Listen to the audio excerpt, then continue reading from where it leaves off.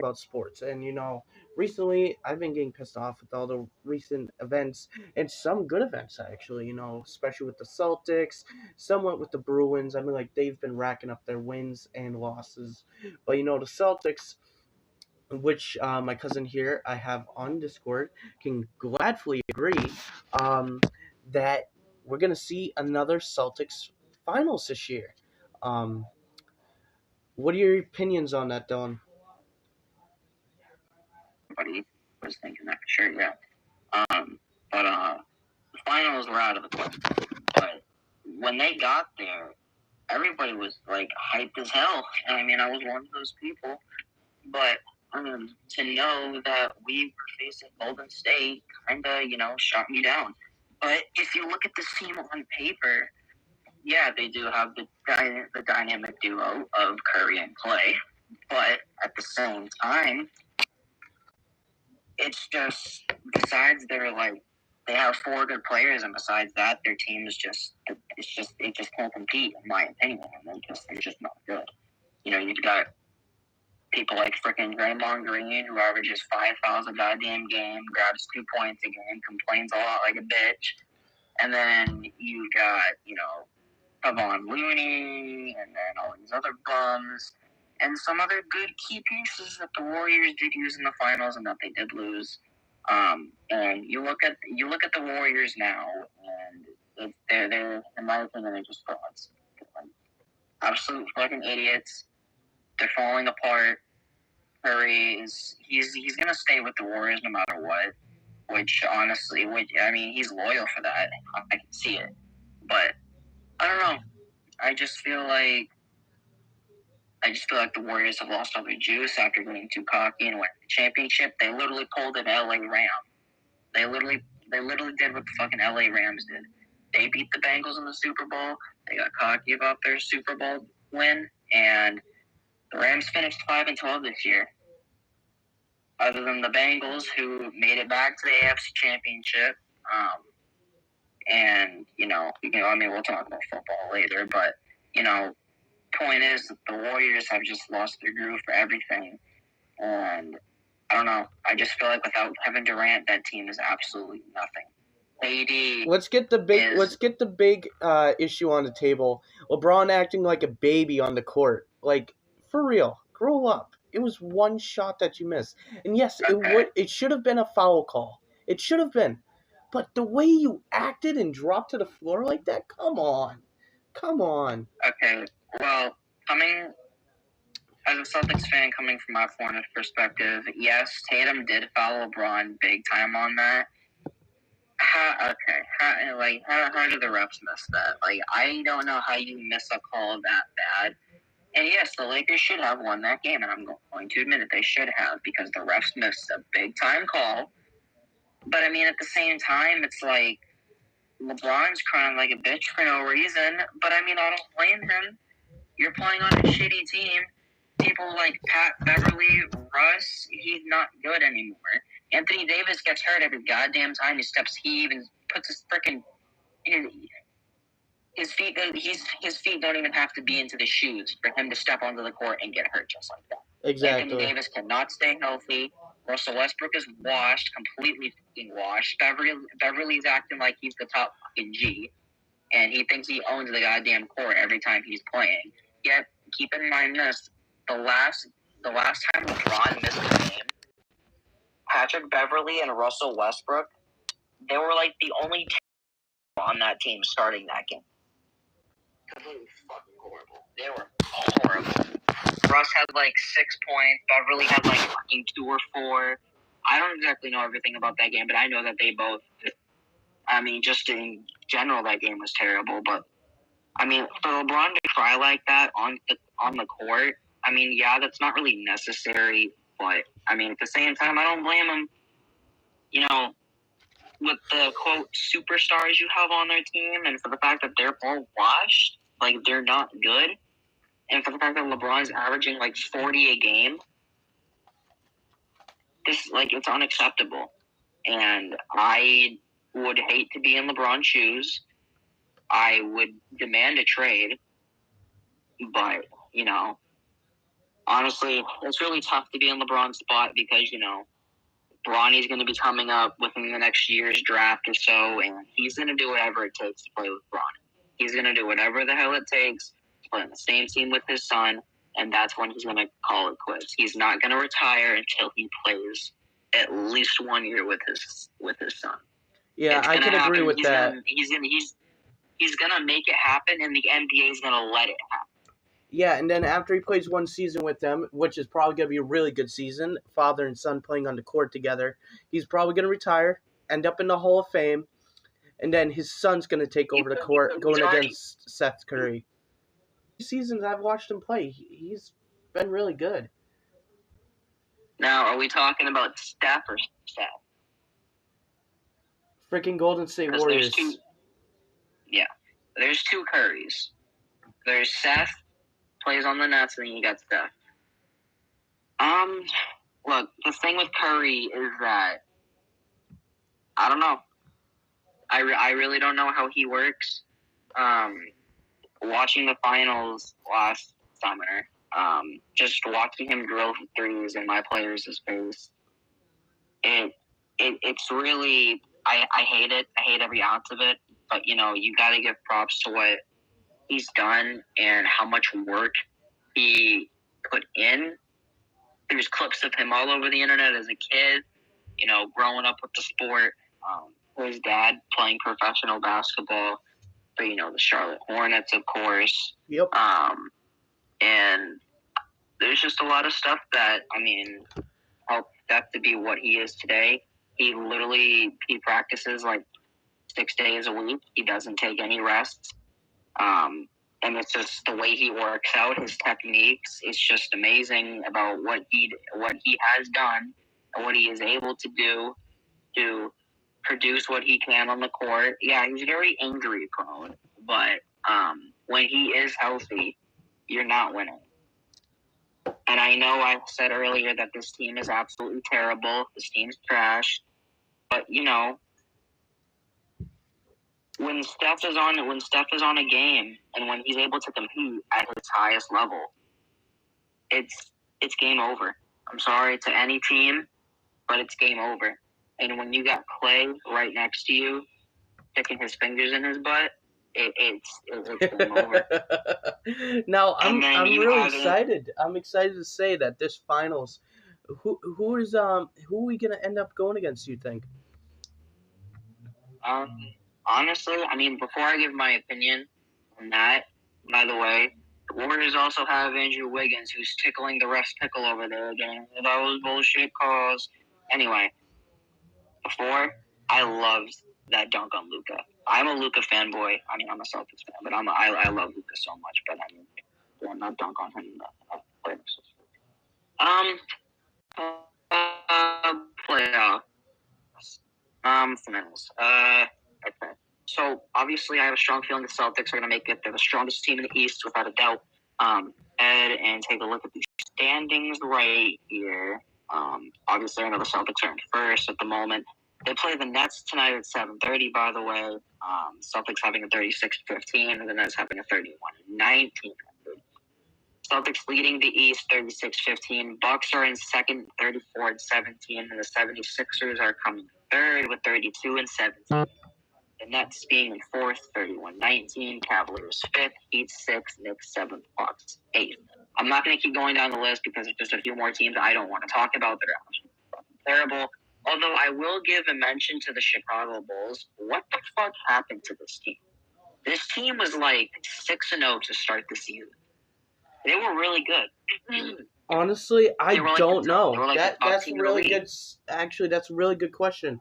And that's actually something I wanted to bring up, but I didn't know how you were with the Bulls. But yeah, when the Chicago Bulls started, I said, you know what? They could have a good season here. They could freaking go to the finals.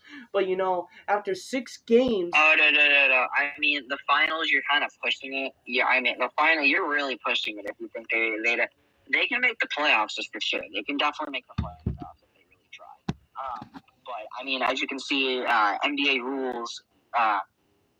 Obviously, there is 1 through 8 seeds, first, second, third, fourth, seeds like that. There is 16 teams that usually make the playoffs, and it's seeded 1 through 8. I'm looking at the top 8 right now, and I'm pretty disgusted to say that the fucking Knicks are going to make the playoffs if the season ended today. It's not really likely that I should be saying that, but, Yeah. It is what it is. I mean, the Knicks have improving. The Knicks have been improving, having Julius Randle play like an MVP caliber player, getting Jalen Brunson in the offseason from Dallas. You still have a very nice RJ Barrett from the 2019 draft. This Knicks team on paper looks pretty good, but just like yelling out the players' names, it just doesn't feel good on my tongue. Yeah. When you think about the Knicks, you think of Nate Robinson, think of Raymond Felton. That was such a random fucking name I brought up. Raymond Felton. I don't even know where he was. I don't even know what happened to him. No. Oh, Cavs lost to the Heat yesterday. Bozos. All right. Well, I'm gonna take a look at the Western Conference here. Honestly, I think it's going to be Celtics and Grizzlies or Celtics and Nuggets. The Nuggies. I have a strong feeling that it's going to be the Grizzlies and Celtics, though, because with how strong this team is, obviously you have Ja Morant leading the whole team. Yeah. Playing with top 3 MVP caliber player. Ja Morant leading the team at the point. You have nice Jaren Jackson Jr. Not the greatest, but he can put up some numbers. You got Aquaman in the paint. Those don't know who Aquaman, I'd be my boy Steven Adams. Then you have Desmond Bain. Yeah. Fucking who? Who the hell is this guy? Apparently he's been popping off, but I don't really know who this guy is. Yeah. And then Dylan Brooks. First name's not the very same as mine. I'm gonna kill myself. Anyway, Dylan Brooks. I've seen him countless times all over the internet. I remember one time it was either him or Desmond Bain. The Grizzlies were playing the Warriors. It was either a playoff game or it was a regular season. I know that the Grizzlies were talking a bunch of shit about Clay and the Warriors, and they're not good. And then I guess Clay ended up hitting his 3 in Dylan Brooks' face or some shit, or Desmond Bain, and they got mega clowned for it. But looking at the rest of this roster, Kenneth Lofton Jr. Who? Dude, he looks like Shaq's white cousin. This kid's fucking obese as hell. Danny Green, I'm surprised he hasn't retired. He got Tyus Jones, who is slightly underrated, by the way. I don't know, just on paper, this team it doesn't tickle my pickle. This team just doesn't tickle me. It doesn't get me. It just doesn't get me horned up. But you can't underestimate a shitty team. You can't do it. You just can't do it. And with Ja averaging like 40 a game when he wants, it just helps this team out. And I think it's strongly going to be Celtics and Grizzlies this year in the finals. All right. So now that we got finished talking about the finals for the Celtics, now let's talk about another sport that's going on since it's all-season sport, hockey. The Bruins were doing really good. Honest to God, I'm not gonna lie. The reason why I haven't been on YouTube for the past couple weeks is because I was in a shelter. But when I was in a shelter, I was watching every Bruins game, and they were doing good until they lost. They broke their streak. They lost, and it broke my heart to see that. But honestly, I got high hopes for the Bruins this year. What do you think, Dylan? See, the Bruins, when it comes to hockey, look me, my throat, and one stop killed me. Okay, the Bruins, hockey. See, when it comes to watching sports, I'm not the type of person to just, sit on the couch, beat my meat, and watch hockey. Yeah. But, occasionally when the Bruins do come on, if I'm really bored, I'll sit there and watch them. Oh, sorry, I just cleared. I'll sit there and watch them. But am I just going to, watch it because, I'm going to? No. But, I mean, there's a lot of stuff that I can do and watch because I want to. The hockey, don't get mostly besides, baseball terms, but I do like the Bruins. I've never been to a Bruins game. I do know that,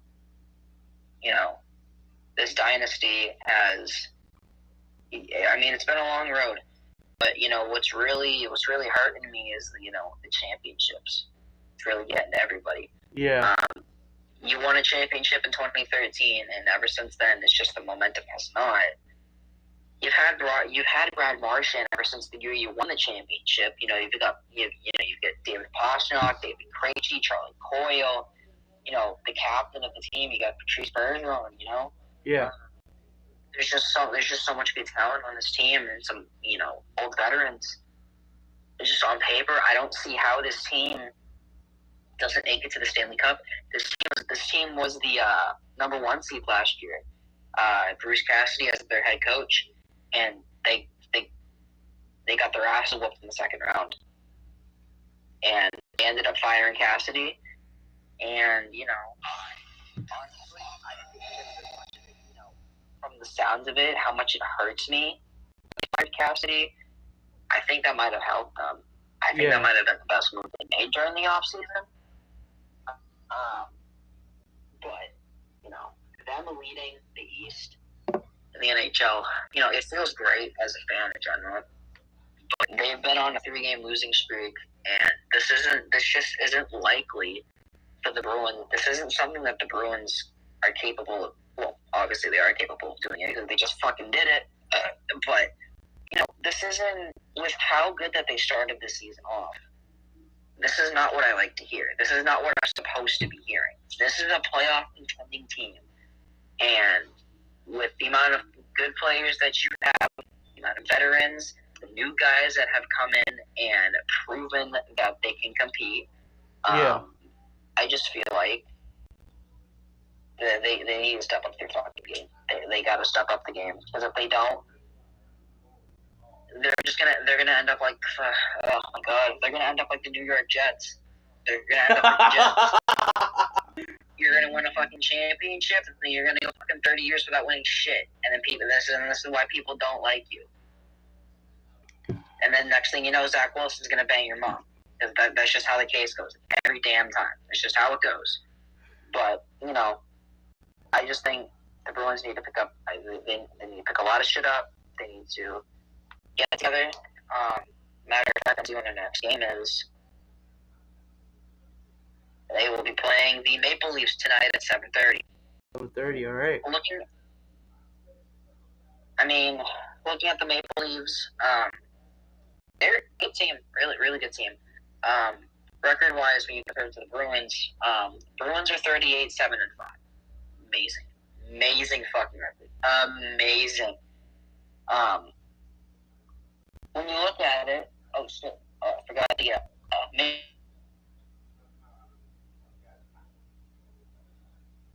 What was that? Hold on, guys. I think we lost him. He's lagging a little bit. Give him a sec.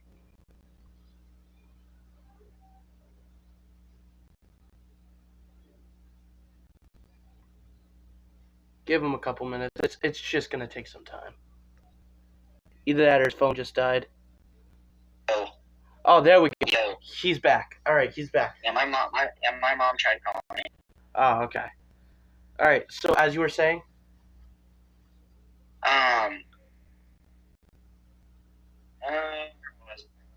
you were talking about the stats because of how the Bruins were doing compared to the Maple Leafs. Yes, the Maple Leafs. Standings. Yes, the standings.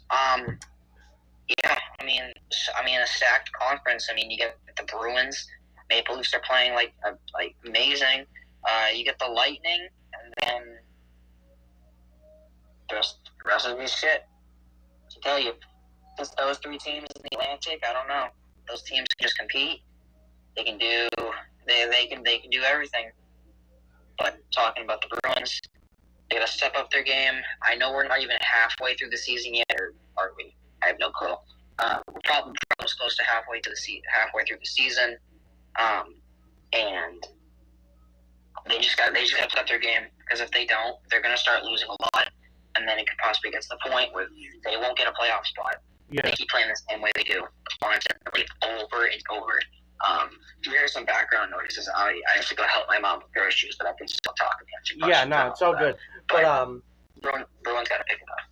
Get inside. I got a big subject for you to explain, since it's like your favorite all-time sport, and I know you're gonna guess it anyways. But yeah. So honestly, the Bruins doing as good as they're doing, they can keep up that pace, and they can win a cup if they keep it up. They can really do it. I believe in them, and in my opinion, it's just they just got to keep up this great streaks of winning, and then if they do that, we're golden, because like you said, what was it, 2013 since we've won a cup? 2013 was the last time they won the Stanley Cup. Yeah, exactly. So if we get another Stanley Cup, we're gonna have to pump our game up and go from there, because if we could do that, we're golden. We're out of this world, bro. We'll dominate every team on the ice.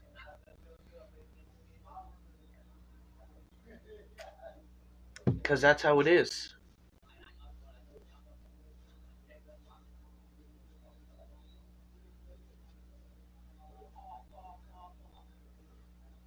But you guys, once he gets back, which I'm gonna go grab myself another beer because this one's halfway empty. Once he gets back, we're gonna talk about another sport. So relax, take your time, go to the bathroom. I'm gonna go to the bathroom. I'm gonna grab myself another drink, and then I'll be back. Take your time.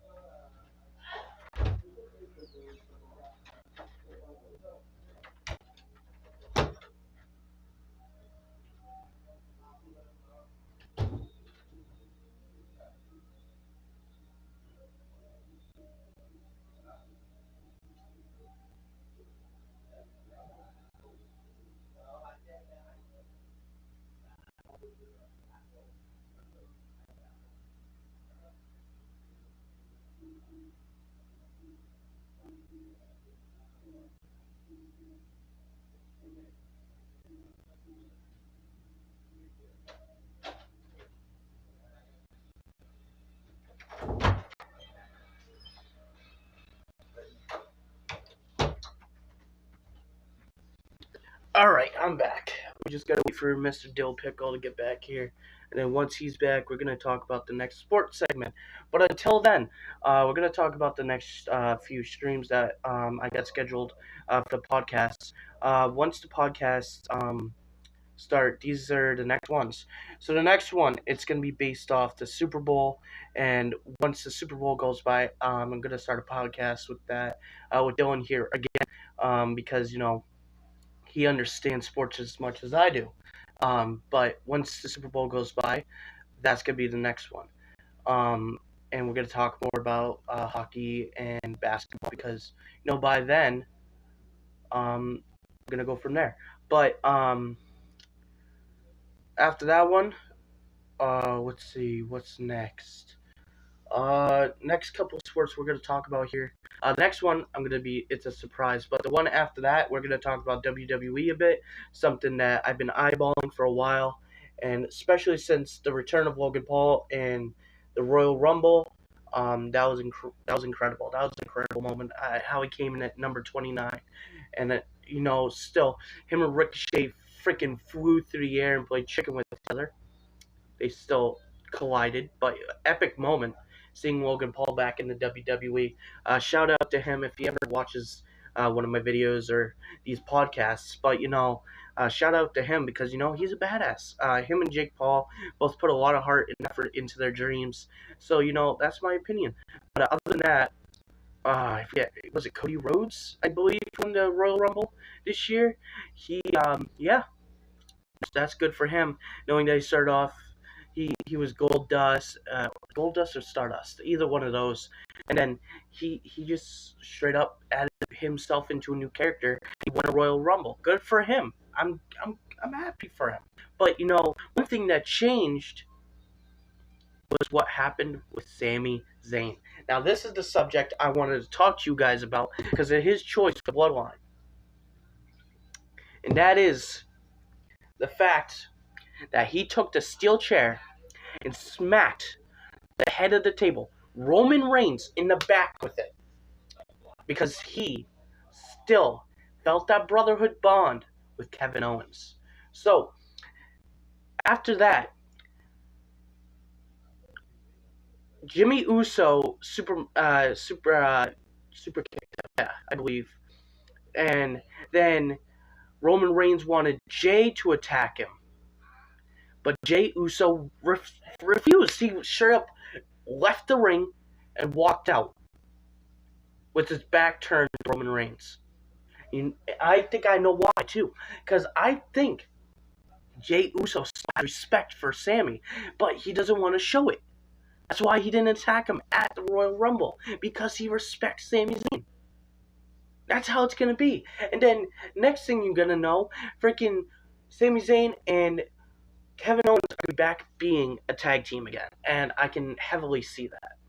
Because, those two were great tag team partners. They would still make a great tag team. Just like RK Bro. They're still a good tag team. They kick ass.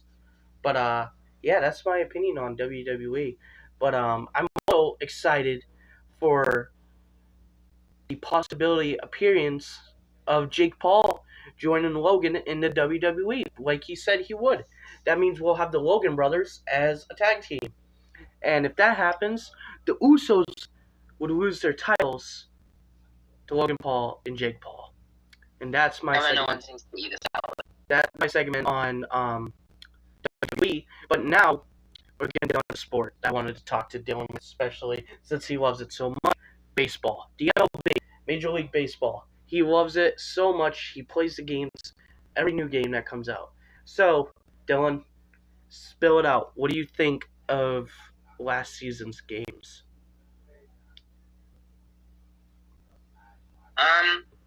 Well, talking about before I talk about last season, and this season coming up, actually, bringing up the video game MLB The Show. I've been playing that game since I was a kid, and I had started my own YouTube, or somewhat started my own YouTube career with the game that I played all day, every day. The thing with me is that, I wasn't really an editor. Videos were always so long, but, people still watched it. Yeah. But I just got caught up in a lot of stuff, working, going to school, family. I just didn't have time to record and make videos like I used to. After starting high school, it's just, things were tough and I couldn't really do the things I wanted to do. And sadly, YouTube was one of them. So I ended up having to put a stop to it. My final video, I had made a final statement thanking everybody that came out to, subscribe, watch everything, support, everything like that. I still have all my subscribers, but I don't post anymore. I'd like to get back into it. I know my girlfriend's going to be planning on getting me a VR headset as a late birthday gift. So, maybe when the time comes, the COD rocks, I can, we can make VR videos together. Discord chats, want to try to get back into the YouTube gang again. MLB, I'm going to start back at MLB The Show 20. I'm going to start back at MLB The Show 19. MLB The Show 19 was a very great game. Bryce Harper graced the cover of it, after signing a 13-year, $300 million deal with the Phillies. He was the biggest free agent known to man in that class. 2019, he graced the cover. MLB The Show 20 featured Javier Baez having multiple consecutive very good MVP seasons. Or not MVP seasons. He ended up finishing top 5 in MVP voting consecutive years in a row, deserving him of the cup. MLB The Show 21 was the COVID year. We did not have a photo shoot for that. But, they decided to give it to Fernando Tatis Jr., who, cool guy, amazing player. He just doesn't give a shit about what people have to say. He will play how he wants to play. I remember the game against the Rangers. 11 base loaded.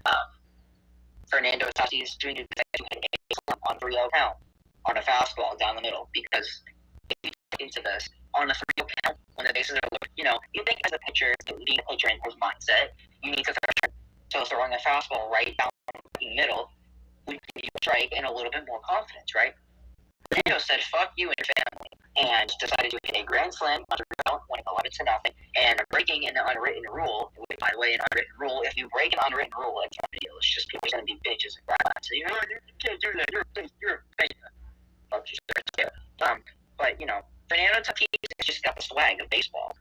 If you don't mind, if you could try to find a clip of that and on Discord, screen share for the podcast, we can do that. That'd be pretty cool for them to see what we mean in that exact moment. Because I'm sure they want to see what moment you're talking. Like this. I haven't used it because I haven't listened or watched baseball since last time the Red Sox won the World Series, which is what, 2018? Which would be their 2018 season. Yeah, it was their 2018 season. I remember I stayed up late listening to it, and I went into the next day because they won. So right here, I'm in the. So do I click down the message box at the top of my Discord screen? So on the bottom of your screen, when you click on it, right, you hit screen broadcast, and you share your screen, and you. Let's see. Fuck me.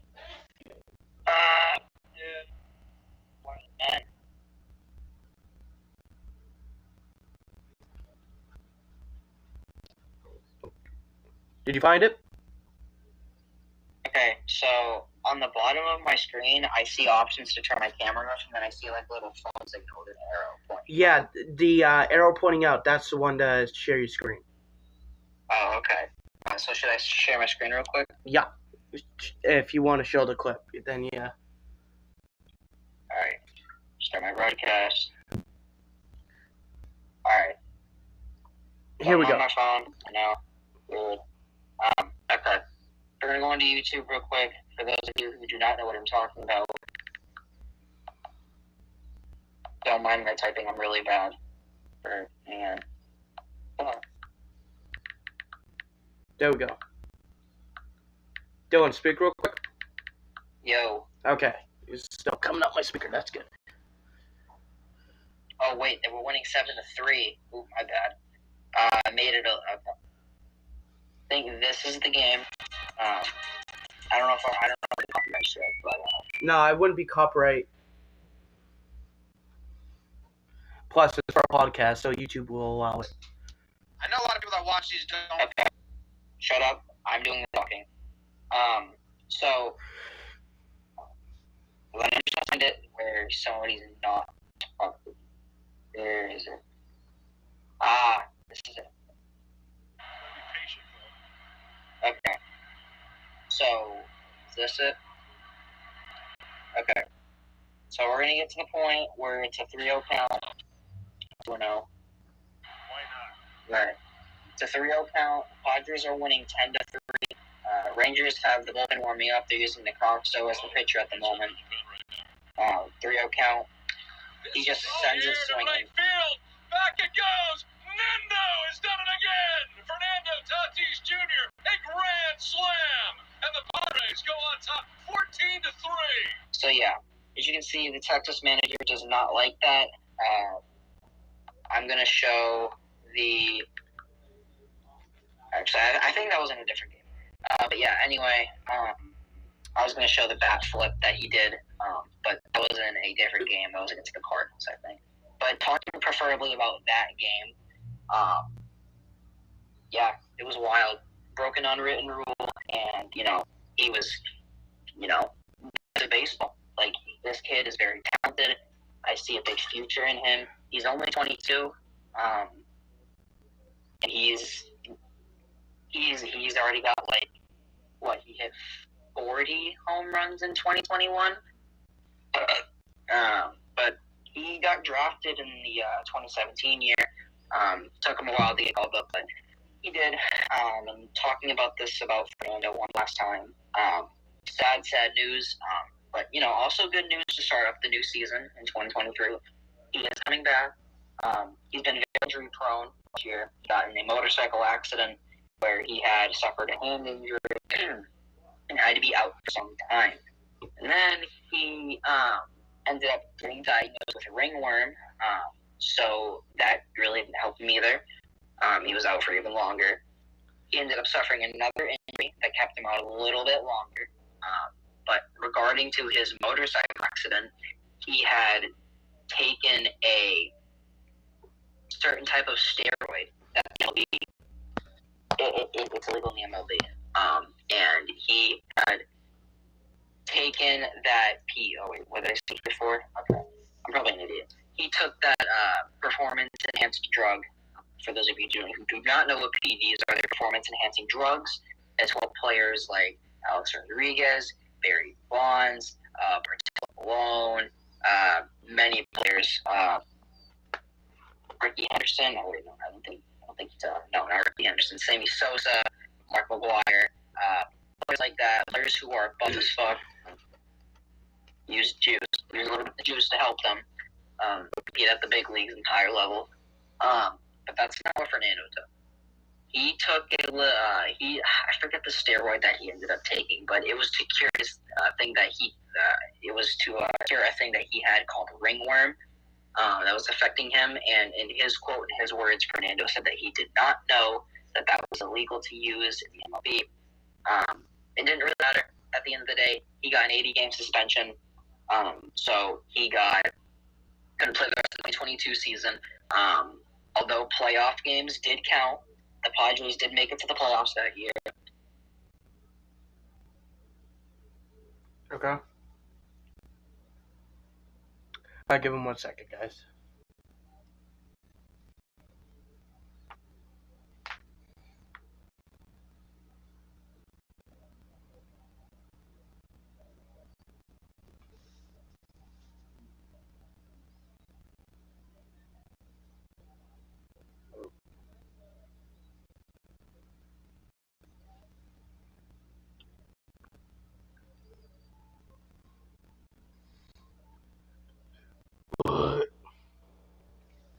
Sorry about that, guys. Not getting in. What was I saying? Okay. Fernando, yes. He ended up being suspended 80 games. Playoff games did count. So he was suspended for the season, which there was 20 to 30 games left of the season. So that took it away from his suspension. So he had 50 games left. Or maybe there might have been 40. So he had 40 games left on his suspension. Playoff games, like I said, did count. The Padres did make it. They made it to the NLCS. Got eliminated by the Philadelphia Phillies, who would make it to the World Series and lose to the Houston Astros. But once the 2023 season rolls along, Fernando only has 15 to 20 games left on his suspension, and he will be back to his normal self. He will be competing at the high level, and hopefully things will be back to normal. People can appreciate Fernando and, forgive him for what, he's done caused, and make people feel about him in a certain way. But, yeah, it's my take on Fernando. And then MLB The Show 22, gracing the cover of Shohei Ohtani after winning MVP over Vladimir Guerrero Jr. when he shouldn't have. Still very salty about that, being a Jays fan. But, it's okay. Everything's rigged at this point, NFL's rigged. Can't get fucking calls right. You want to scam the fucking Bengals? Whatever. We'll talk about the NFL later. But, bringing up Shohei Ohtani, amazing two-way player. I've never seen, not even only me, we've never seen the shit that he's done since Babe Ruth. The shit that Shohei Ohtani is doing, we have not seen since Babe Ruth. The fact that this guy can pitch and he can hit. He can hit 40 home runs a season, and he can pitch up to a 2 ERA. This guy is absolutely fucking elite. And for those of you who do not know who ERA is, it's earned runs allowed, which just states how good of a pitcher you are. The higher your ERA is, the worse you are. The lowest it is, that just considers how great you are. And for the fact that Shohei had around a 1.7 to a mid-2 ERA, fucking amazing. For the fact that you can pitch like that and then hit basically 30 home runs and just so much shit you can hit, you can 260 batting averages, 40 home runs a season, pitching to almost a 2 ERA. This man's doing it all. But after he won MVP over Vlad, when he shouldn't have, he graced the cover MLB The Show 22. Now, from this year, MLB The Show 22, nobody really loved it at all. Content was amazing. Although, I can't really put my 2 cents in because I didn't play the machine. Why, you ask? I do not know. I do know that $100 for the digital deluxe edition of the game. And then I proceeded to spend another $700 additional dollars on stubs, get collections done, to get the biggest piece, to get the best player in the game at that moment, at that time. And that was... I instantly regret it. I regret spending $700. Unless you, to anyone out there, sure, if you know that you're going to sit there and enjoy a game the whole year, do not spend $700 fucking dollars on currency for that game. Please don't do it. I've learned from experience, it is not good. You know, me being 16, you know, growing up, trying to save money is a hassle, and spending those $700 on me. It's killed my self-esteem. Hasn't killed my emotions completely, but, you know, it took a big toll on me. So if you know that you're definitely going to be playing the game the whole year, just the game in general, and if you put money on it, just be careful.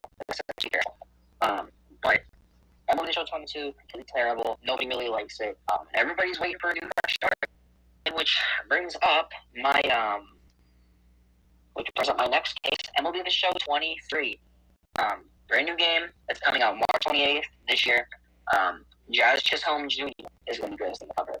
If you guys do not know who Jazz Chisholm Jr. is, I'll be showing you who he is. He made his debut back in 2020. Jazz Chisholm Jr. Right. Jazz Chisholm Jr. is the second baseman for the Miami Marlins. I know a lot of people hate this guy for some odd reason. A lot of people love him. Most people really love Jazz. It's just the way that he plays the game, the swag, he's there, everything. The drip. This guy's just got everything in one that you can possibly imagine a dream of out of a baseball player. And he will be gracing the cover of MLB The Show 23 this year. Don't mind the noses. Just a lot of fire trucks passing by for some odd fucking reason. So talking about Jazz, the cover. Honestly, I don't know why he got the cover. Playing only 60 games last year, and mention this, there's 162 games in an MLB season. He only played 60 of them. He only played 60 games last year. He did put up good stats, decent stats. But, you know, if we're going to look at everything stats-wise, Julio Rodriguez could have gotten the cover. MLB The Show 22. If you don't know who Julio Rodriguez is, he is the outfielder for the Seattle Mariners. Everybody thinks he's going to be the next coming of Ken Griffey Jr., which I think they're way off. But, you know, this kid's got a lot to show for himself. And he has a very good future. Everybody calls him J-Rod. But Jazz Chisholm Jr. gracing the cover of MLB 23. I plan on getting the game this year. I plan to get back on the grind, start playing the game again. And have a fun time like I used to all the time. And get back on track with what I used to do and what I used to love doing. Yeah. But all the video game talk out of the way, talking about the 2022 season. Got back on track. Sorry, but I had to mention the game now. No, it's all good. The MLB season of last year. Obviously coming off of the Houston Astros winning the championship, nobody liked that.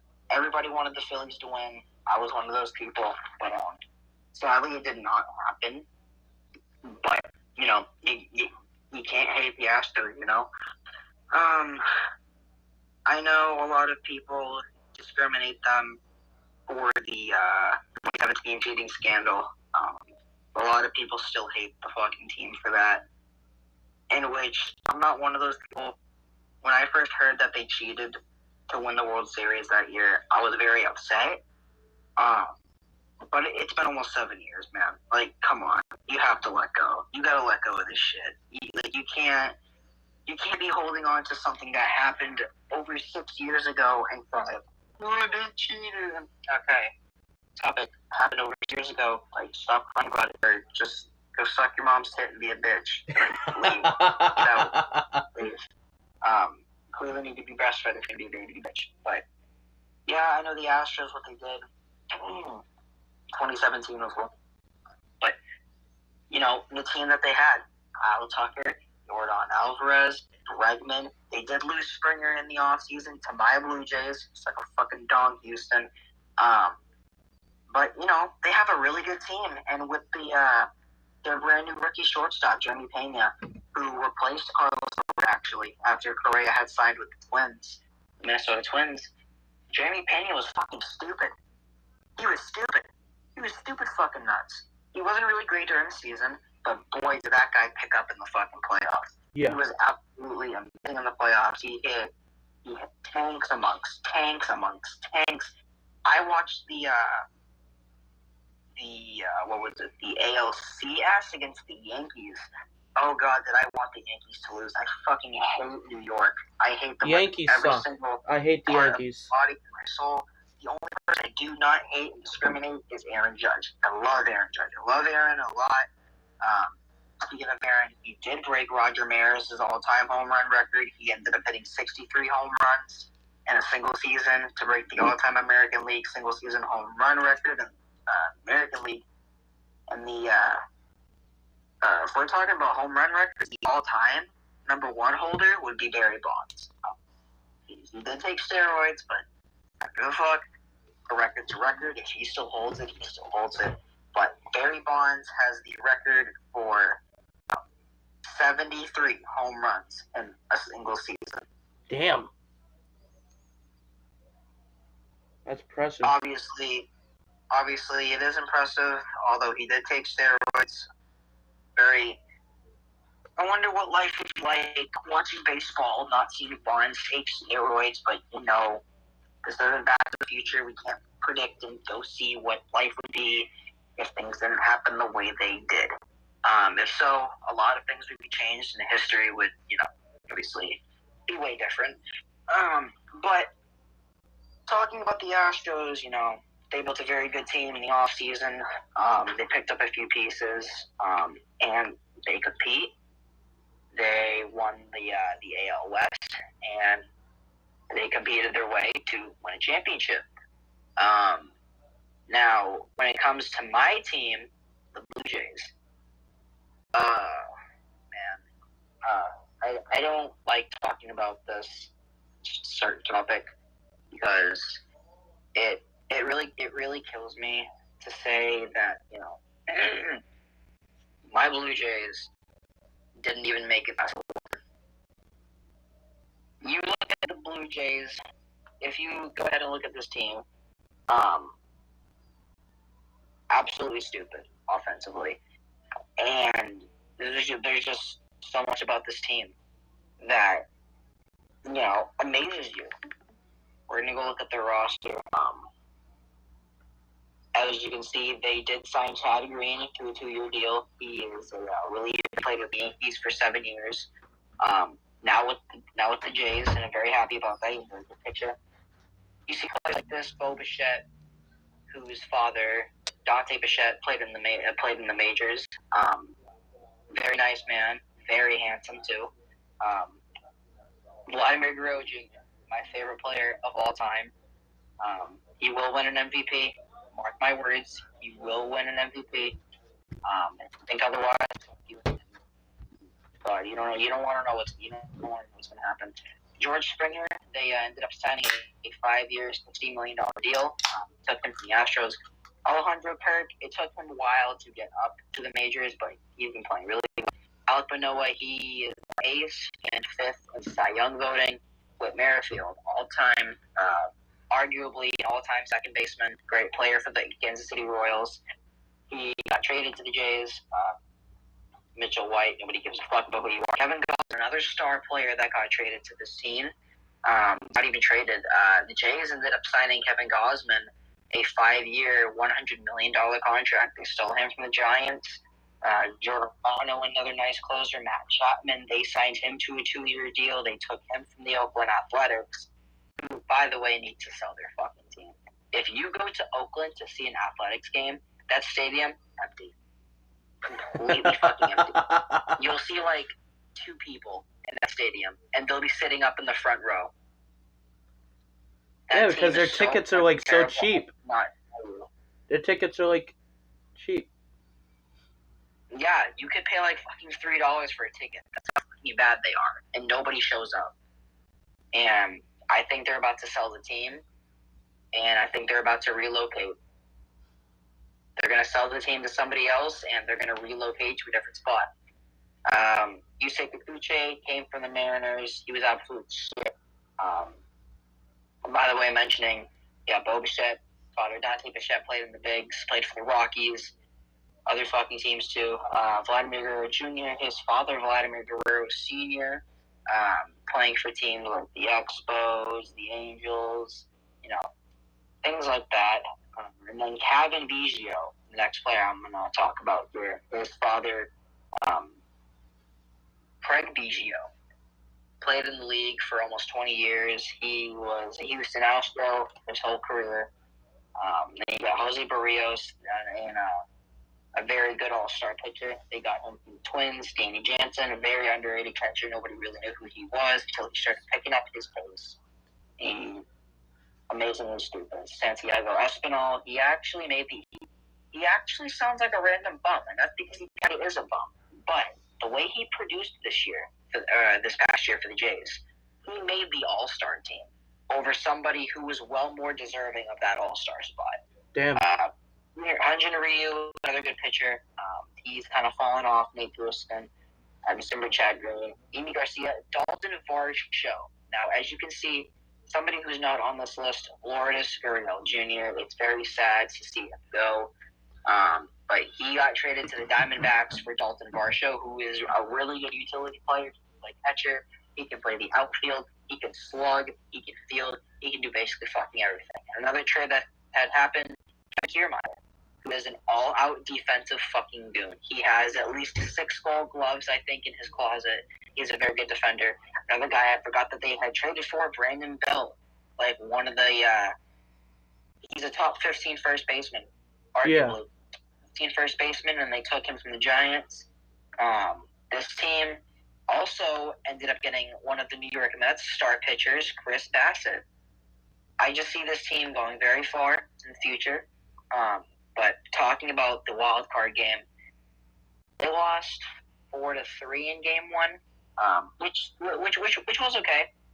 Wild card rounds in Major League Baseball contain of 3 rounds. So if you win 2 games out of the 3, you move on. If you win 1 and the other team wins 1, whoever wins the 3rd game is going to move on.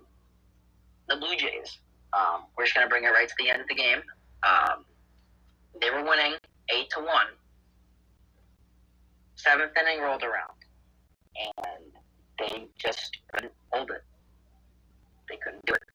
And Blue, just like always fucking us, I have no faith in this one. Maybe this year I might have a little bit more faith in it, but this past year in the playoffs, it was really rough. You have an 8-run lead, and you blew it. The Mariners ended up winning 10-9 that game, and I was very heartbroken. Really want to cry. But, it was whatever. The Mariners ended up playing in the ALDS. They got their shit rocked. And, Astros go on to win. But, talking about this upcoming season, very high hopes for the Jays. Very high hopes. A lot. And I feel like this is going to be a very good MLB season. Another team I'm a huge fan of, or not really huge because I'm more of a Jays fan. Yeah. I still support the Red Sox in some way. You know, they have how do I put this?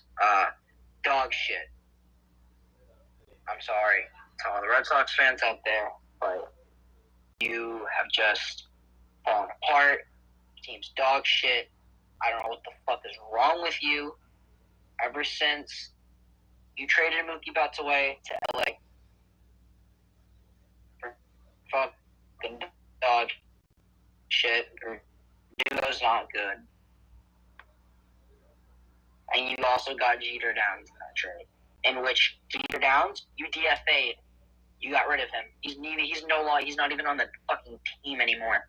But you trade away Mookie and David Price, the Dodgers, for absolutely fucking shit. You trade them for Bell and add that. You got absolutely nothing out of that trade. Nothing. Absolutely nothing.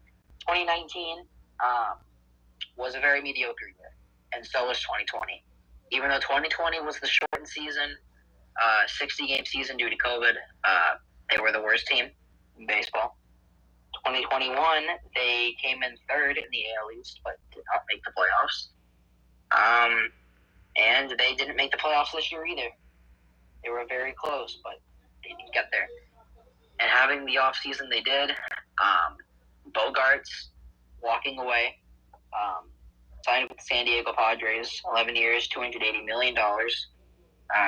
You know, other pieces that you have lost, you lose Chris Sale every fucking year, gets hurt. They lost Hunter Renfroe. They traded him to the Brewers for Jackie Bradley fucking Jr. Yeah. Why they did that, I don't know. Jackie Bradley Jr. is not good. He's fucking terrible. He's ass. Sorry to hear me briefing, but it's just this team is slumped. They traded away JD Martinez to the Dodgers. You know, they did sign Trevor Story, however. But looking at this team, for the next coming year, it's not really good. You did make some bullpen improvements, but honestly, I'm just saying the Red Sox are going to have another down season, and I don't know. It's just the Red Sox didn't have a good offseason. They did re-sign Devers to a max contract, so he will be staying for the long eternity. But when it comes to the offseason, this team just hasn't really done anything. Although they did get a few good pieces. They picked up Adam Duvall. He was an agent. Adam Duvall, he is a very good outfielder. He plays for the Marlins. He plays for the Atlanta Braves. Power. Doesn't really get on base too much, but he's got pop. Really good pop. He's made the All-Star game numerous times, and he is a multi-glove winner. Interesting to see. Although the Red Sox went for Adam Duvall, they did that to Barnes. They DFA'd Matt Barnes, but who cares? He was fucking terrible. Another addition the Red Sox have made, they have signed out of Mondesi, shortstop from the Kansas City for the 1-year deal with a club to opt out. Oh, fuck. My phone. It's another good move they made. They also signed a closer, Kenley Jansen, from the Dodgers, who ended up playing for the Braves last year, and is now a Red Sox. Trevor Story, he will be out. I think he tore something in a ligament. He will be out for like the next 5 months. So sadly, Trevor Story will not be playing. But, signings that they have made, somewhat improvements that they have made to the bullpen, really happy for them. It's just the years of them failing over and over again. More of a Jays fan, but I'm very sad to see my other favorite team be fucking terrible. Yeah. This team is so good on paper. They just can't produce. They fucking can't. And why? It's because the fucking bullpen. The bullpen is shit. They can't do anything about it. But I have really high hopes for both the Jays and the Red Sox this year. Both of them. The Jays having a very, very, very good offseason. Red Sox having more of a mid-off season. But, it's going to be a really interesting thing to see during the 2023 MLB season. If I have to be honest, my early World Series prediction, my early World Series winner prediction, I'm going to be honest, I see the Mets going to the World Series. I really see the Mets going. Okay, I agree with that. The Mets, they just refuse to let go, and their owner Steve Cohen, who is actually a billionaire, and who is not afraid to spend money to make a good team. Looking at their roster here, Jeff McNeil, he gets on base a lot. Not too much power, a little bit, but more of an on-base guy.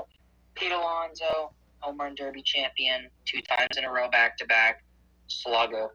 Francisco Lindor, we all know who he is. He's a wizard, switch-hitting shortstop.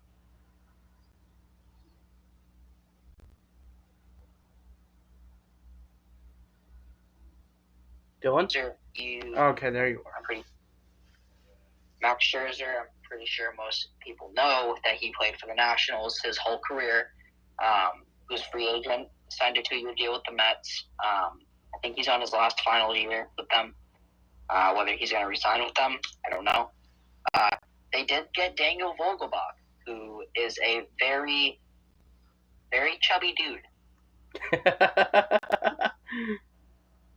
Very, very chunky.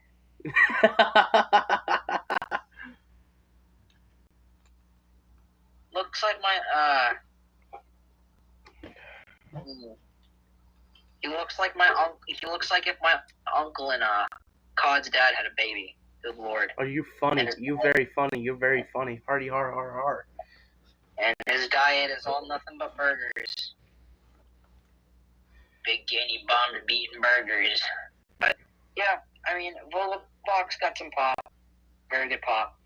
Edwin Diaz, all-time, he's a very good closer, played for Mariners. He actually recently just got offered a 5-year, $60 million deal, which is a very high contract for a closing pitcher. You got Starling Marte, an all-great center fielder. Brandon Nimmo, superstar. Francisco Alvarez, he's a very good prospect. He's going to make his way up. Brett Beatty, another good prospect that is going to make his way up. Eduardo Escobar, an all-time good shortstop from the Diamondbacks that got traded to this team. Mark Canha is amazing. Not only that, the Mets picked up Justin Verlander, who has been a menace his whole career. Getting drafted by the Detroit Tigers early in the 2009 season. Played with Max Scherzer on the Tigers. Then Verlander ended up getting traded to the Houston Astros. Yeah. Where he played another set of 6 to 7 years with, and now he has signed a 2-year deal with the Mets, and he's going to be playing with Max Scherzer again. And the rest of this roster, you got Cookie, you got Carlos Carrasco, who I don't know, he's fell through the roof. I just feel like he can really step up. He got diagnosed with cancer in 2019, and he had to sit out the whole season. He came back, and he didn't really prove himself, but I'm really hoping he can have a good year. Kodai Senga, the talk of the fucking MLB. This guy, this year's MLB draft was all about Kodai Senga. This is who everybody was talking about, and this is all anybody would talk about. Absolute fucking menace, absolute all-star. Ronnie Mauricio, very good top prospect, making, one of the best relievers to step foot onto the mound. David Robertson, another good all-time closer. Tommy Pham, another good decent outfielder. This team has got a lot of potential. I just think this team's going to make the World Series, and whether it comes to the NL, I think it's going to be the Mets and Dodgers. Even though if you look at the Dodgers this past year, they had 111 wins. They were literally the best team in the MLB, and they lost in the second round. How they fucking did that? I have no clue. You tell me. But, I think it's going to be Mets and Dodgers. This is going to be a very unique MLB season. This should be fun. Yeah. And, I just have very high hopes for my team. I'm just hoping the Jays can really do something. Really hoping they can improve. MLB Show 23 coming right around the corner, March 28th. I'm going to be pre-ordering it. I'm going to try to get back to my groove. And try if I can make space to get some MLB content. Try to get back up on YouTube. I'll have us to get that back. All right. Get back on track. We've been talking about MLB for 20 minutes now. Let's go on to the next sport, which is the NFL. Now, in my opinion, honestly, from what I've seen so far, I've seen a lot of bullshit, especially with starting this off hard here, with Tom Brady saying, quote unquote, I am retired. I find that bullshit. He's going to come back in the NFL. Like my buddy here, my cousin here said earlier, before we started this whole podcast, Gronk's going to come back too if Brady does that. Gronk right now, he's doing he's one of those, what do they call it? I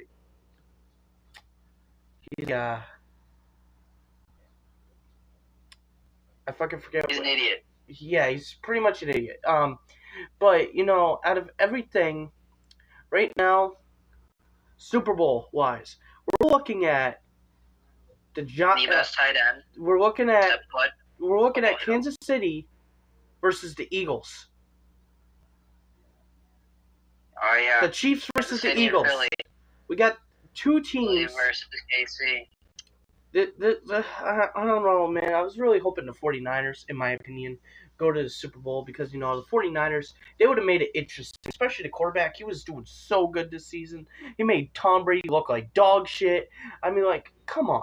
Respect to that young QB. That rookie had everything coming to him. And, now, also, the Patriots, dog shit this season. I'm not going to lie. Mac Jones fucking threw it away. Now, Zappy, we're going to talk about him.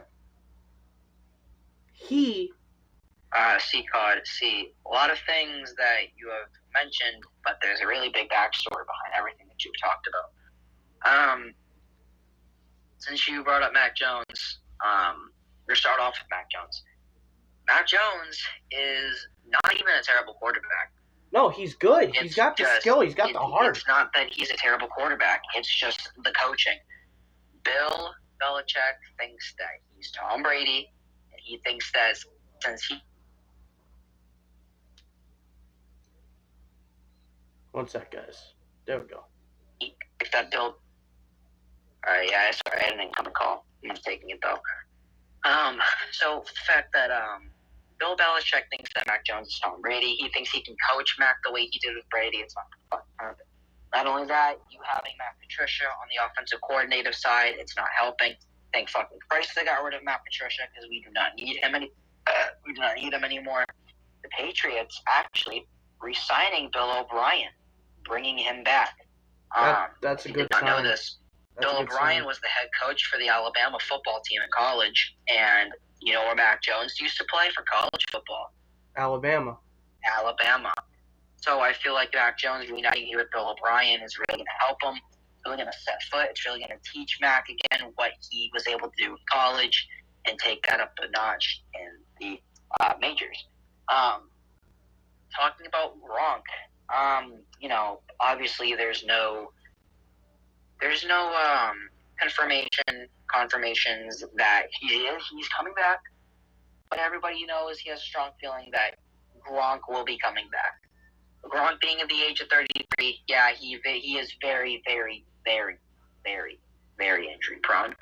But, just being 33 years old and for the fact that he still has a ton of juice left in his system, he can still really go after what he has wanted to do for years to come and be the amazing Gronk that we obviously all know. Obviously, he's not going to be the same like he used to.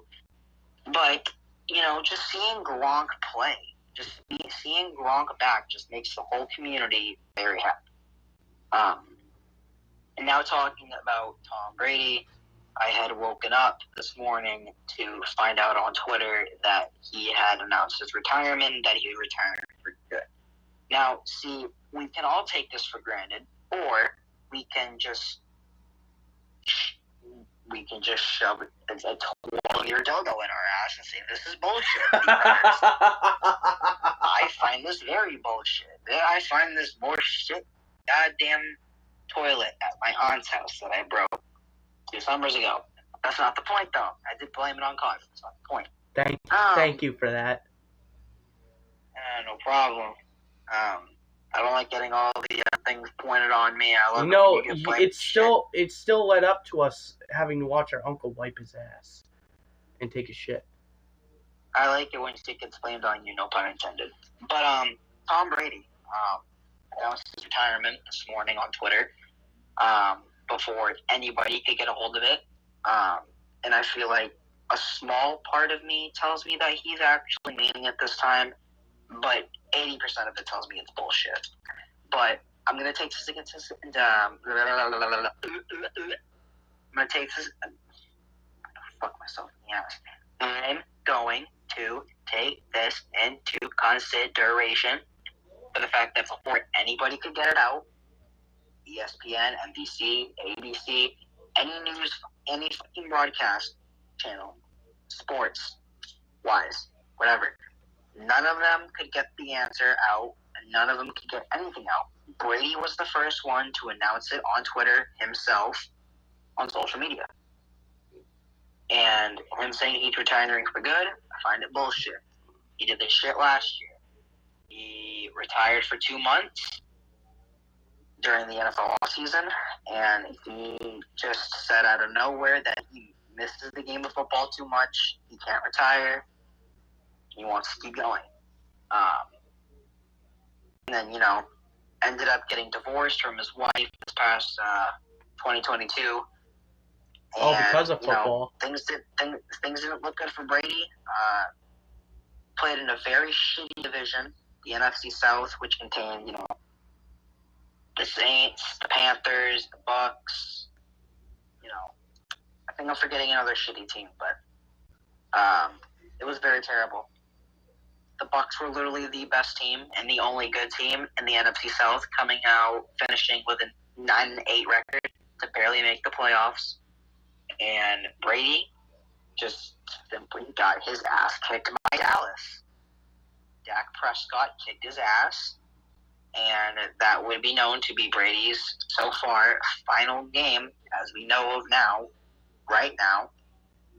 But, I don't know. I just feel like Tom Brady announcing his retirement right now is just bullshit, especially with everybody saying that there were 3 landing spots that Brady could go to. He could have gone to San Fran. He could have joined the Raiders or the Dolphins. He could have stayed in Florida and just moved over a few towns, be in Miami. But yeah, Brady got his ass kicked by Prescott, and just for now, he announced his retirement, but he will be back. And I definitely know for sure that Gronk is coming back too. Talking about the playoffs, playoffs have been very rigged.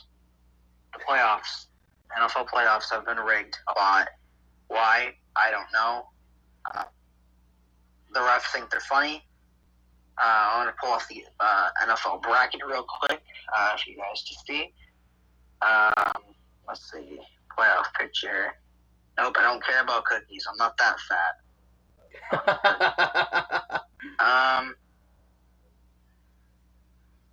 That's not it. There we go. Okay, I got it. Alright, I'm going to come back. I'm going to share my screen. Once again.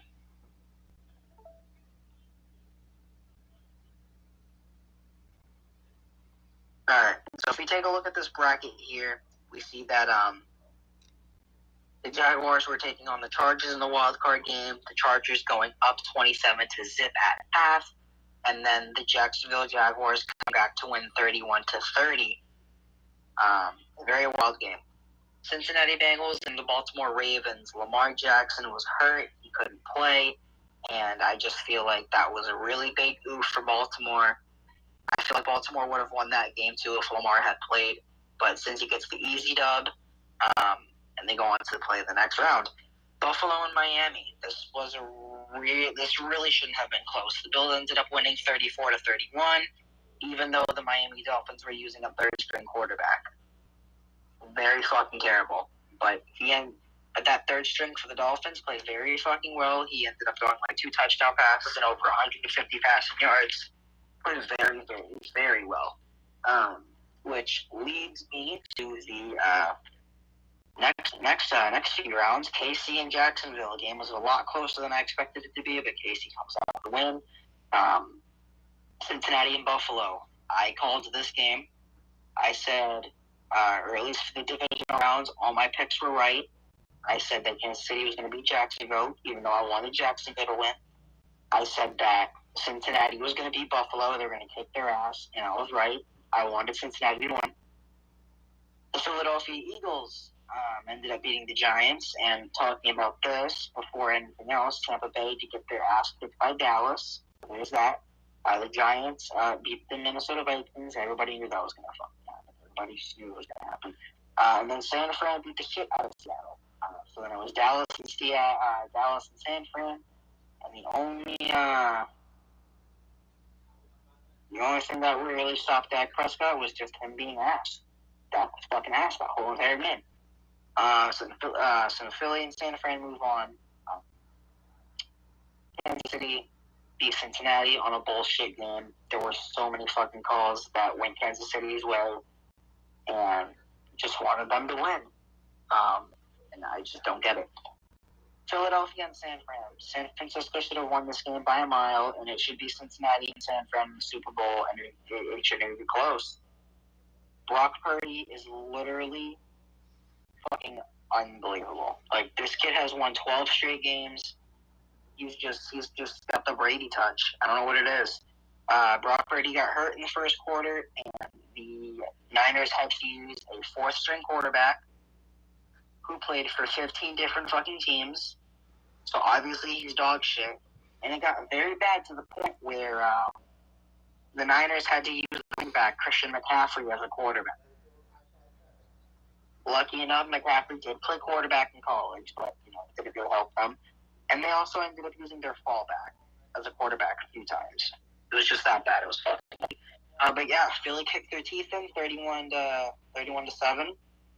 And now it's Kansas City and Philly in the Super Bowl, and I just think it should be Cincinnati and San Fran. But it's now going to be Kansas City and Philly, and I have Philly winning the Super Bowl by a lot, too. Or not by a lot, by like 2 or 3 touchdowns. I just don't think Mahomes has the capability to beat Jalen Hurts and this team.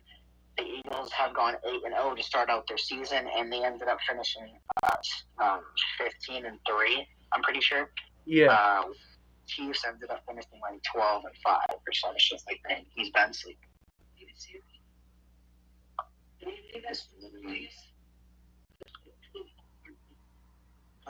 Anyway, yeah, I have Philly winning the Super Bowl by 2 touchdowns. And sorry for the background noise, but yeah, I just have Philly winning the Super Bowl by 2 touchdowns. And I don't really think Kansas City's even deserving to get this far. Yeah, they should have beaten Jacksonville, but that Cincinnati game is just really fucking terrible. And I have Philly winning the Super Bowl. And when it comes to Patriots, they're going to have an absolute scary season. And another team that I'm looking forward to compete and actually do well this season are the Detroit Lions. I'm a believer of the Lions. I love the Lions. I think that they're a really good team. They just, they had like one of the best offenses this year, and they had the worst fucking defense in the NFL. How do you have one of the best offenses in the NFL, and then the defense is just at that shit? Like, the first 3 weeks of the NFL season this year, the Lions were scoring like 40 points a fucking game.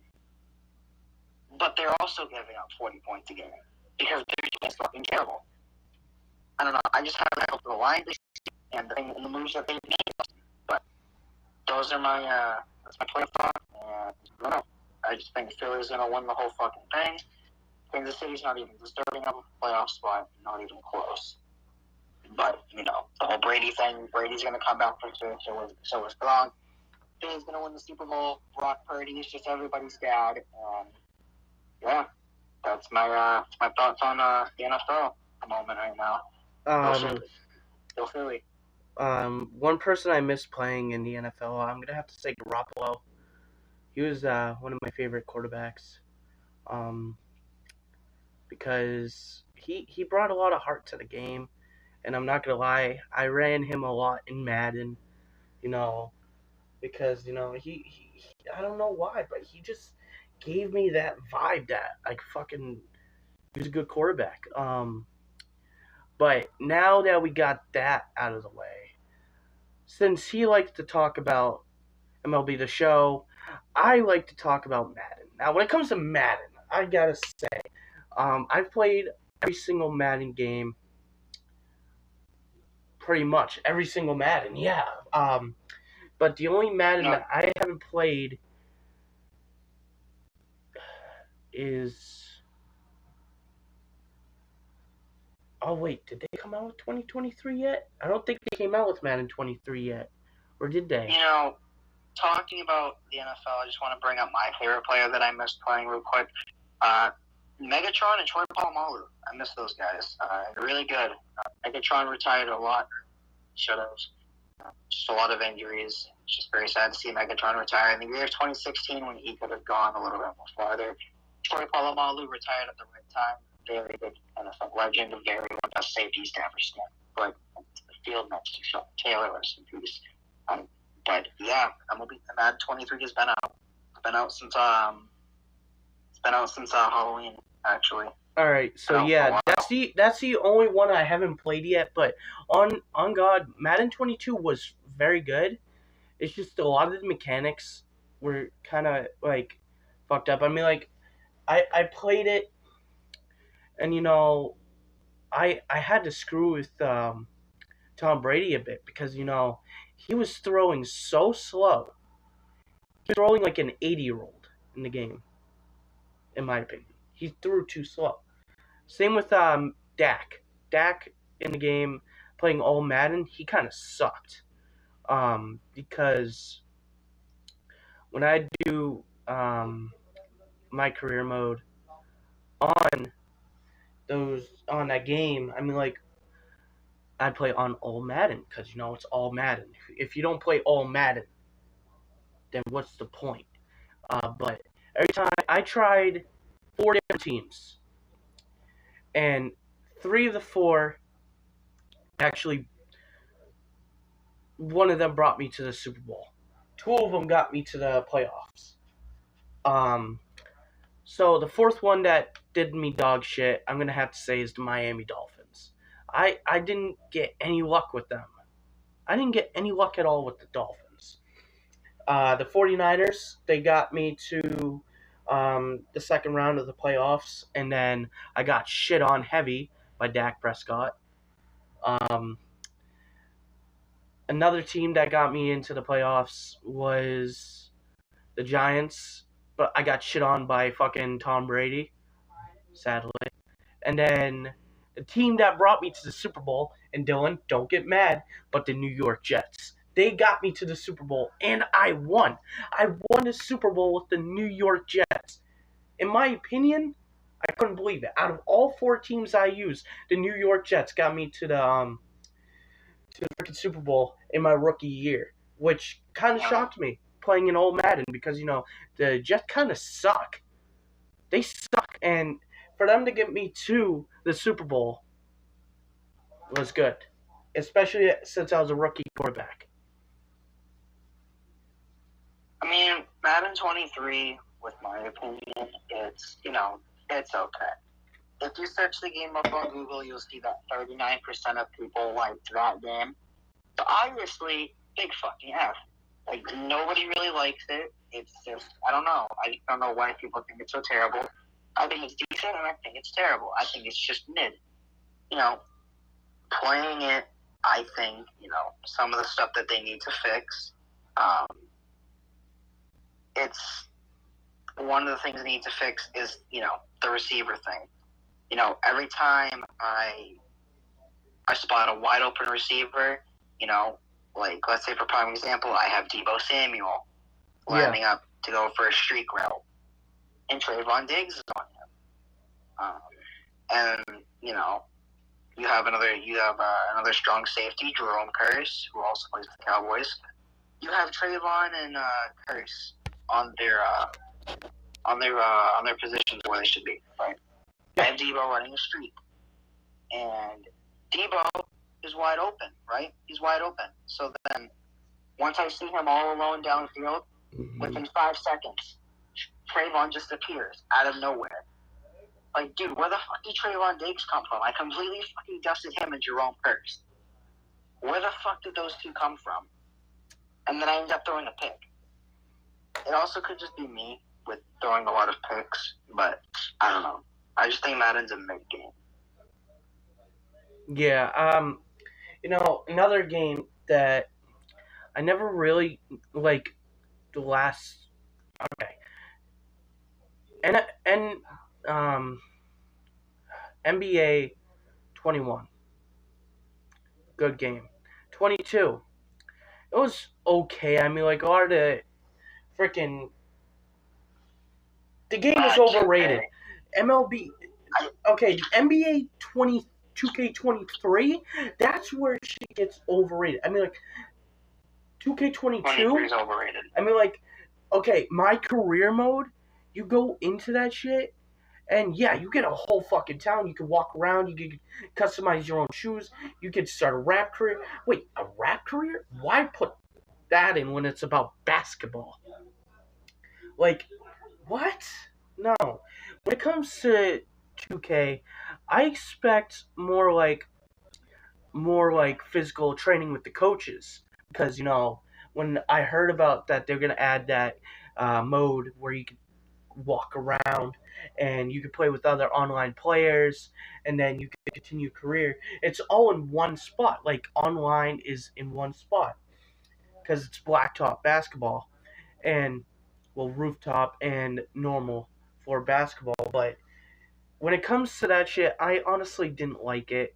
I didn't like it at all because I'm hoping one of these times we're going to get a 2K game where you can actually go to the court with the coach and practice with the team. You can run drills with the team and shit like that. Same with Madden. That'd be pretty cool. Having Bill Belichick screaming at you to do shit on the field. That'd be freaking cool, man. I'd love that. If they added that feature, Madden, 2K, if you're listening, you should do this. Because, it would bring so many freaking ears and eyes to the game that people would freak out. And I know EA are the ones who help make these games because it's EA Sports.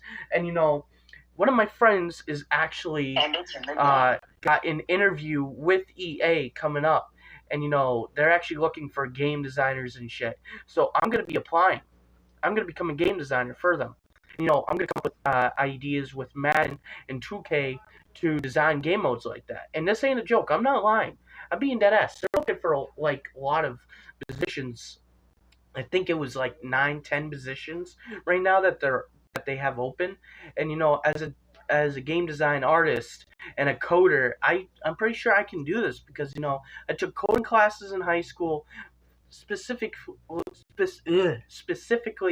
for game design code. And then I took graphics for game design. So, I can do this shit. It's not that honest.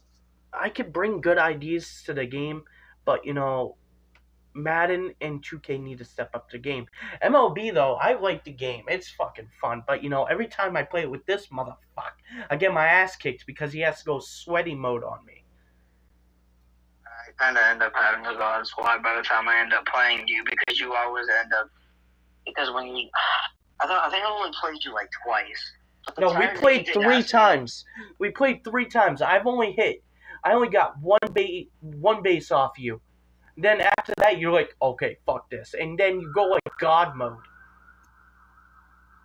I mean, you always ask at the wrong time to play because I have a fucking stupid team. I have a God squad. You're just sitting on nice and pretty with your golds and getting your ass whooped. But honestly, I mean, if you have any interest in it, I think MLB 23 is going to be the year. Also, bringing this up, I forgot to bring this up. I don't really know if you're a big nerd on baseball, but some legends that I will be going over Actually, hold on. I'm gonna end my screen sharing before I go into my camera roll. Shit, what the fuck? No. Oh, the end. Oh, okay. So, it's just my camera roll is very Dirty. very non-appropriate for this podcast. So, we're just not gonna do it. You still recording? Yeah, I am. I'm still streaming. Oh, what the hell? Oh, I'm still streaming? No, I am. Oh, okay. It's just that you're not screen recording right now. No. This is a live podcast. We've been live for 1 hour and 35 minutes. Well, yeah, I know. It's just I don't see your face, and I don't see like. Oh, it's because every time you share your screen, I take my face off. I mean, I don't see like the option for your screen here anymore. Yeah, because it makes it way easier to podcast to see what you're trying to show instead of my ugly ass face being on the screen. Wait, so can they even see what I'm showing right now? No, you're not even sharing your screen right now. Man, so I'm up for you. Where the hell? I ain't see no screen sharing option goes. Man. Technical difficulties.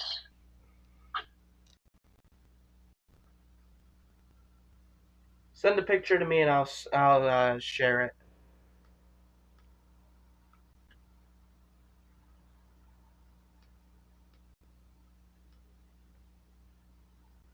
Let's see.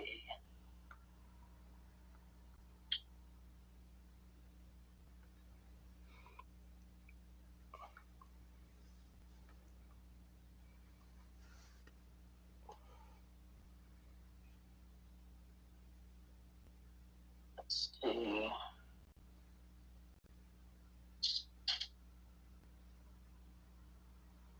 Here we go, I sent it. What did you send it on? Discord. Okay.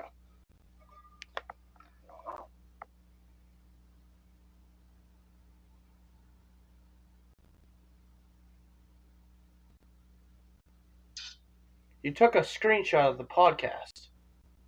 Yeah, I know. Just the podcast. There's no option to fucking share my screen. Oh wait. I think I might know. There's usually like a little. See it now? Oh yeah. Fuck! Potty mouth language. It's because my camera was off. Okay. So, talking about the topic of MLB again. So, like I said, San Diego Studios, the creators of this game, came out with the cover reveal, which was, like I said, Jazz Chisholm Jr. And usually at the end of every live stream, freaking MLB The Show covers. Usually they live stream the cover athlete reveal at the end of every live stream. They usually tease brand new legends that could be coming to the game. And this year, we have a boatload coming. A lot of new legends and some guys that have already been in the game that are coming in. Let's take a look at this. Sammy Sosa will be coming to the game for the first time ever. Adrian Beltre will be coming back. Best fielder in the generation of this game. Jose Fernandez will be coming into the game. Rest in peace. Ryan Braun will be coming back. Adam Jones will be coming back into the game. Koji Uehara, Red Sox closing legend, will be coming to the first time. My boy Jose Bautista will be coming back. Manny Ramirez will be showing his way into the game for the very first time. Mark Burley will be coming back. Nobody gives a fuck about Mark Burley, but it's nice to see him come back. Troy Tulowitzki will be coming back. One of my favorite legends ever. CC Sabathia will also be making his return. David Wright will be coming to the game for the very first time, and so will Tim Lincecum. Tim Lincecum, I just want to mention real quick, one of the best pitchers to ever step foot on the mound. He won back-to-back Cy Young Awards in 2008 and 2009, I'm pretty sure. But Tim Lincecum, he's literally one of the best pitchers to ever pitch in the game of baseball. And he's just that good. I'm really excited that Tim Lincecum. Although we also have some. Before I continue this trailer, this part of the live stream was taken off of the live stream. I found this out from Twitter. I was scrolling through Twitter and I found out that somebody had said, "Yo," and they tagged San Diego Studios, and they're like, "Yo, at San Diego Studios, why'd you cut this part of the live stream out? Like, why'd you cut it out? Like, there's like this part of the live stream is what everybody really wants to see," and they ended up cutting that part out of it. I don't know why they cut it out. But continuing on to this,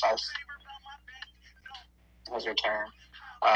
Big Sexy Bartolo Colon's coming to the game for the very first time.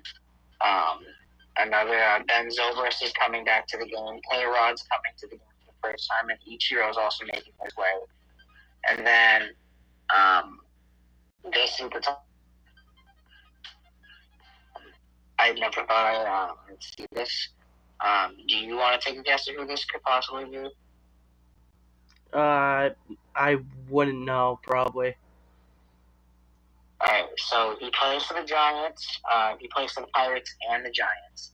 He took steroids. We did talk about him earlier. I probably forgot already what his name was.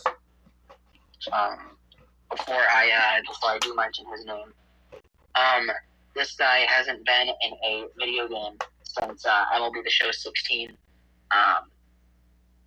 He was in a lot of games like MLB Slugfest and, backyard baseball games and stuff like that. But he stopped giving the MLB his likeness rights to be in the game. Fuck, I got my screen share. God damn. Shit. But he stopped giving them his likeness rights to the game. And they just couldn't bring him to the game. They just couldn't bring him back. For years and years and years, he hasn't been able to be in the game. Yeah. Really, in this part of the clip, they're not even going to show his face. They're not going to show his jersey. They're not going to show his face. They're not going to show. The only thing that we can see on the clip is the batting and him getting his hair. That, my friend, would be Barry Bonds.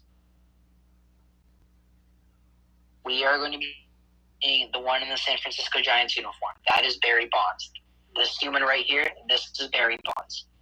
For the first time in forever, we will be seeing Barry Bonds making his return to MLB The Show. And then the very last player that will be inducted in this trailer and that will be coming to the game is none other than Derek fucking Jeter. Now, see, as you can see, I found this off of Twitter. He says, "Why did y'all turn off at MLB Show's live stream early? I kept it on and it started playing. And I already snipped that, and they already snipped that certain part of the live stream." I think I saw some titties, but, it's okay. But, I don't know. If all of that is really true, and if all of those legends are being confirmed to come back and coming to the game, I'm going to be ecstatic. I'm going to be stoked. I'm going to be very fucking stoked. And that's just going to make me get the game more. Yeah. It's going to be a very fun year if that's actually real, if that's being confirmed, if all of these legends are coming back and coming to the game. It's going to be a very good year. And I highly encourage, if you are a fan of baseball in any sort, or just, just like the game at all in general, to get the game. I know at first I was really picky. I was really quirky about getting the game because I didn't want to do what I did with MLB The Show 22 again. Yeah. But with all of these new legends coming out, some that have never been in an MLB The Show game and forever or at all are coming to the game this year. Hopefully. I'm going to cross my fingers on this. Hopefully it's true. But that movie show is going to be a very exciting year. Very, very exciting. And I'm hoping it's going to be another good year. I'm hoping it's going to be just like MLB 21, because MLB 21 was my year. It was a very good year for me. So I'm hoping to get back on the track of playing MLB. And I just think 23 is a good year, especially with all these new legends coming in. Yeah, and with that, yes, also tomorrow night we will be doing another podcast on tonight's games. If I remember, you said hockey. Will be what? Bruins are playing at 7:30. Celtics are playing at 7:30. Yeah, so we'll do a whole thing on that tomorrow. We'll rewatch. We'll do a segment on the flashbacks of.